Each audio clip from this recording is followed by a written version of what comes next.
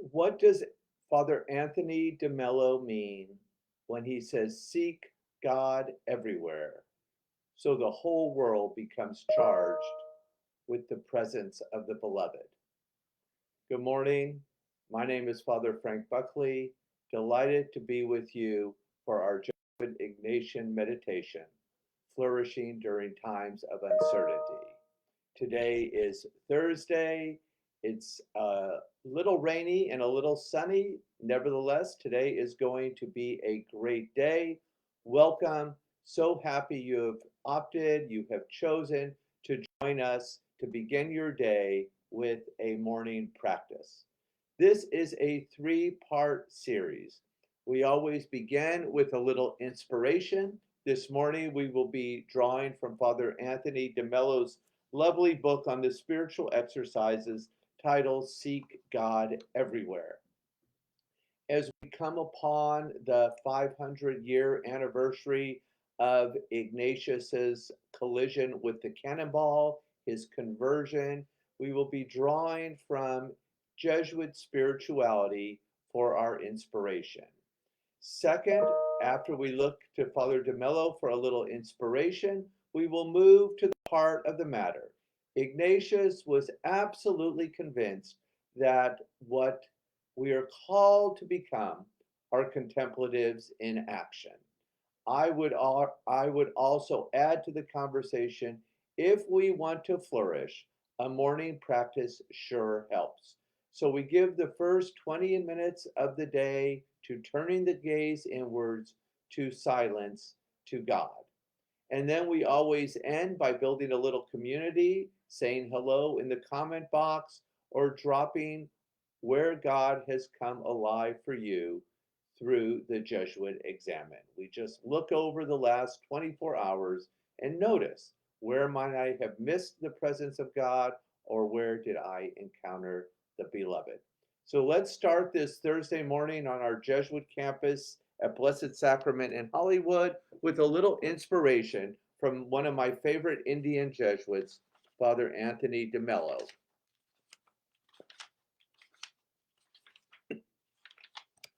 First principle and foundation. We are created to praise, reverence, and serve God our Lord.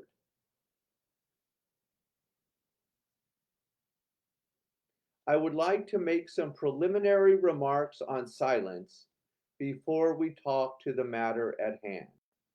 There is a little phrase from Thomas Merton that I find very beautiful.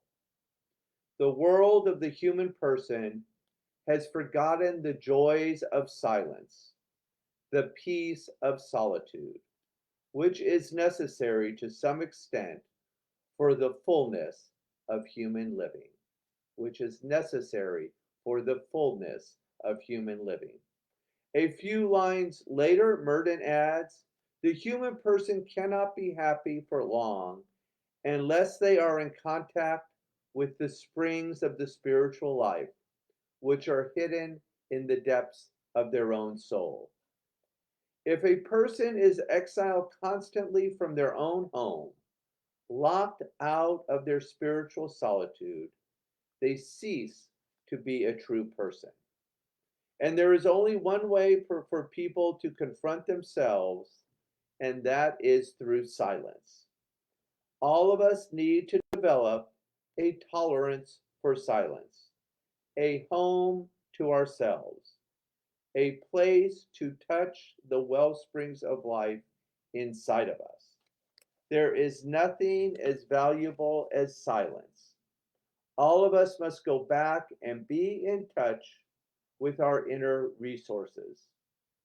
There is one passage I like very much in the Camaldolese Constitutions that reads, we are frequently cast out from our hearts as the sea casts out a dead body. This is very vivid, well described. We go into our hearts and are pushed out. We cannot take it.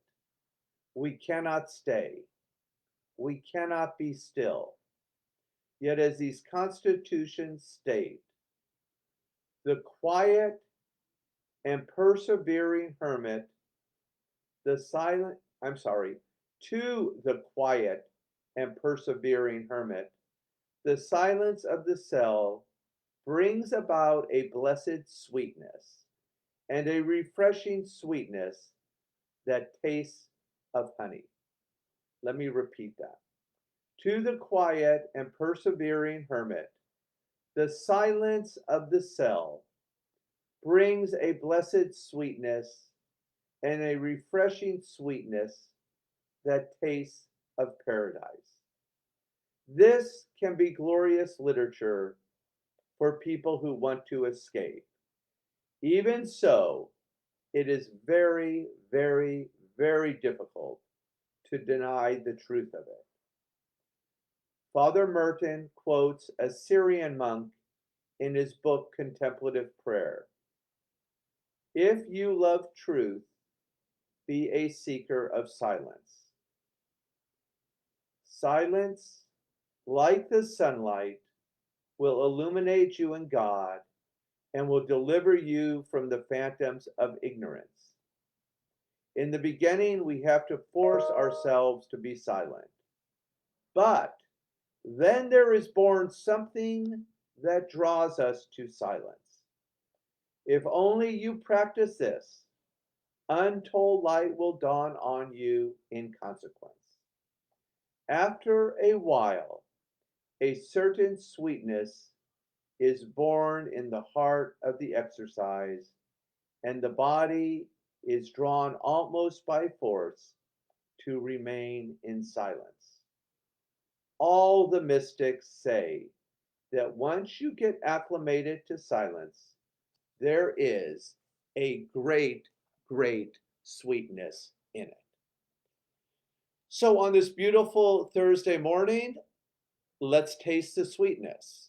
I invite you to take your shoes off, get comfortable, feel the energy of the earth, our mother, as we care for her in every way we can. I'm going to lower the lights while you get comfortable.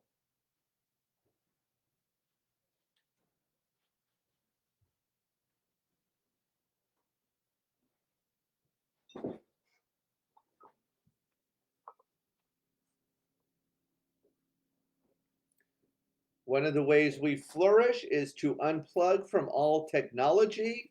It might be the best gift we give ourselves this morning. Turn everything off. I will set the timer for 20 minutes.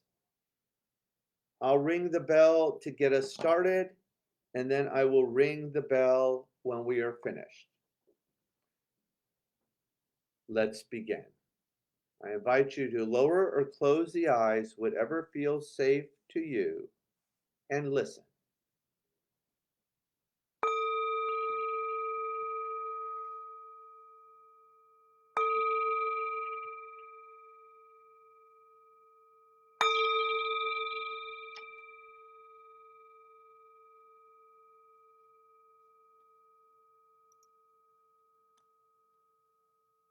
Listen, listen. The sound of this beautiful bell returns us to the sweetness of silence. As always, we begin with diaphragmatic breathing to help us get grounded in the middle of a pandemic. I invite you to take your hands to your belly and simply watch it rise and fall as we breathe deeply as possible into the lower belly. Together as a global community, inhale, open mouth, exhale. Good. 2 more times. Inhale and exhale.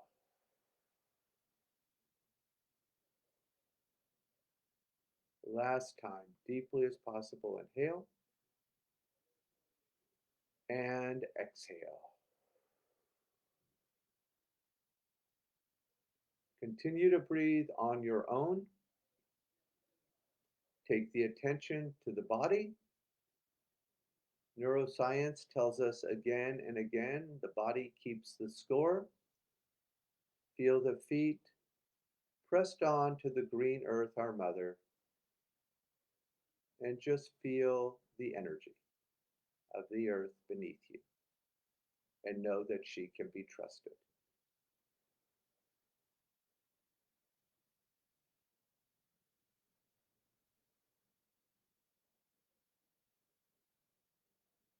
Moving up the body, we arrive at the chair or cushion, providing support for the body. During this pandemic, we all need a little support. Let's reflect on where we felt supported recently.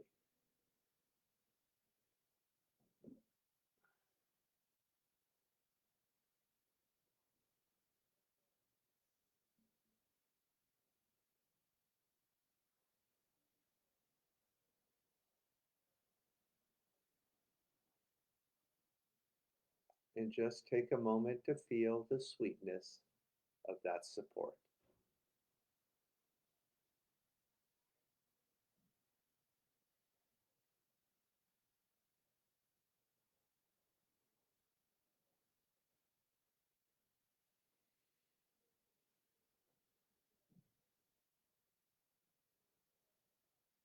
Moving up the body, we arrive at the shoulders, that place we sometimes hold a little tension. The way we get to the spiritual life is not through attachment, but surrender. Just let go of anything you've been holding on to and let it slide down the shoulders and allow the earth to receive it. Relax, restore, renew.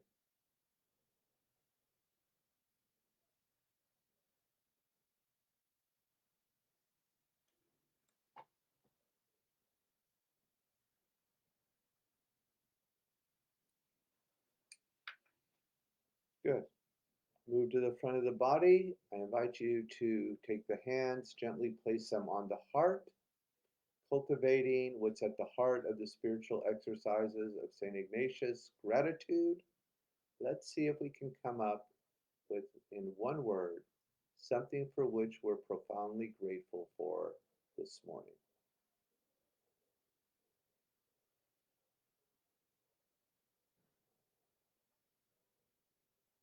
And just name it in one word. Very, very gently take that word next to your heart. And as a community, let us enjoy and breathe together into the gratitude. Inhale and exhale. Release the hands and just notice what you feel. We feel to heal.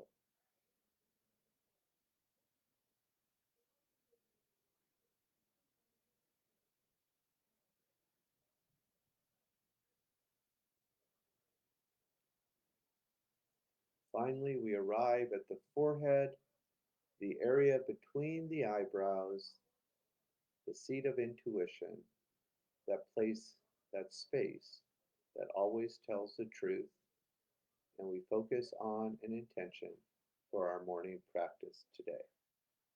St. Ignatius encourages us to ask God for what we deeply desire, being courageous enough to ask God for something great, something beautiful this morning.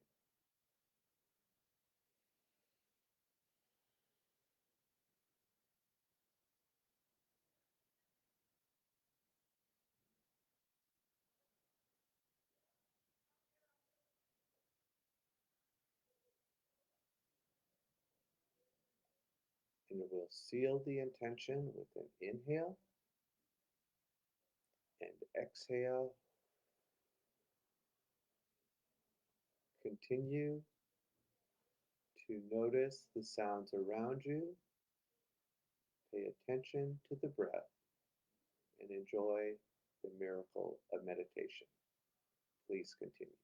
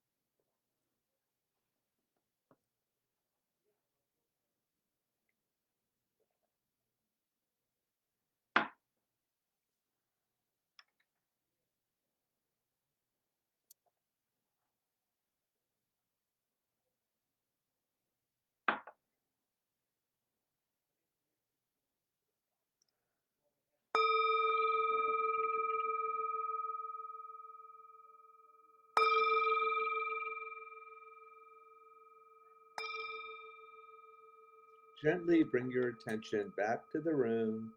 If the eyes were closed, go ahead. Let's open the eyes. Let's circle the wrists, getting ourselves back in our body, or you might have floated off. Reverse the train, go the other way. Healthy spine, healthy body. Inhale, raise the arms up. Exhale, twist to the left. Inhale, back to center. Exhale to the right. Inhale, center. Look up, little back bend, a little forward bend. Pull the tummy in. Big morning stretch. Inhale, exhale. Shake out anything that you've been holding on to. Any little crumb that might have stayed on the shoulder, just let it roll down the back. Wonderful job, everyone. It's at this point of our program that we will move into the Jesuit Examen, something so important for St. Ignatius that he said you could almost forgo everything else, but this was the one mandatory uh, thing he encouraged Jesuits to do every day. And lay people have embraced this examen in remarkable ways. So we just simply look over the last 24 hours and notice where we might have missed God, but even more importantly, where God has come alive for us. And this is where we build a little community that is so needed in the world right now. This contemplative community where you can, in the comment box on Facebook, say hello, tell us where God's come alive for you or where you're from. So for me, in the last 24 hours, the first place that comes to mind is I have a meeting right after this with the contemplative Dominican sisters at Monastery of the Angels. It is this little piece, slice of heaven in Hollywood off of Gower, where they have been praying the contemplative life for almost 100 years. And with COVID, the sisters are very old. They've lost some of the sisters, and they make the most delicious pumpkin bread you have ever tasted. So with less sisters to make the pumpkin bread and the demand bigger than ever, my friend Maureen from St. Monica's in Santa Monica is going to join us. She's an architect and help the sisters imagine how we might reconfigure the convent so that volunteers can come in and the cloister can remain cloistered. So that makes me very, very happy, not least of all when I go, the sisters usually give me a slice of the pumpkin bread or the dark chocolate that they make, which is a slice of heaven. Okay, I could go on all day about how much I love those Dominican sisters. Second is, let's see, where God came alive recently is, oh, Genevieve's Garden, the Urban Sanctuary, Blessed Sacrament, where we provide a delicious meal in a safe space Monday through Friday, 12 to 2. Just a shout out. I am so excited with our regent, Brother Henry. He has really gone forward in a way that even defies my imagination, which is hard to do. And so many young people are getting involved in this ministry and returning to the church, and I couldn't be more excited. And then last but not least, I mean, how much do we love Father Anthony DeMello? I just love the way he talks about the contemplative life, the way he talks about silence as this sweetness that is available to all of us. And as Thomas Keating says, the method is so simple, it's almost too good to be true. We just sit down and give the first part of our day to God. Thank you so much for joining us on this beautiful Thursday morning. I can't wait to see you tomorrow for Poetry Friday. I actually don't have a poem yet, but I promise you by tomorrow at 9 o'clock, I will have something wonderful to share with all of you for Poetry Friday. Have a beautiful rest of the day. God bless you, and thanks for tuning in.